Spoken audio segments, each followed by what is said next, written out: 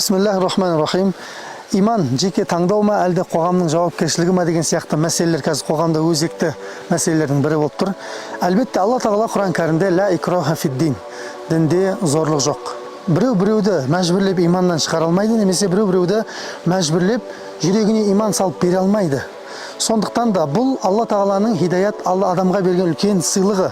Егер де адамның өзінен алғашқы қадам болатын болса, сол сияқты біреудің иманынан біреу жауапкер емес.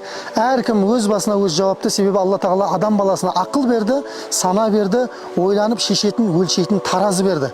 Бүкіл нәрсеге істеп тұрған басымыз ақшаны қалай табу керек, немесе адамдардың көңіліне қалай өту керек, бұл маркетинг құралдарын қалай сату керек, немесе қоғамда кез келген нәрсенің барлығына істеп тұрған басымыз осындай иман мәселесіне келген кезде өзге біреуге лақтыруға құмар болатыны біз түсіне алмаймыз осындай мәселеге. Сол үшін де иман бұл әр адамның жеке жауапкершілігі, әркім өзі жеке Құдайдың алдында дара сұралады. Ол енді иманды сақтау үшін ең біріншіден ол адамға жақсы орта керек, екіншіден иманға жасалынатын төгілетін тер керек.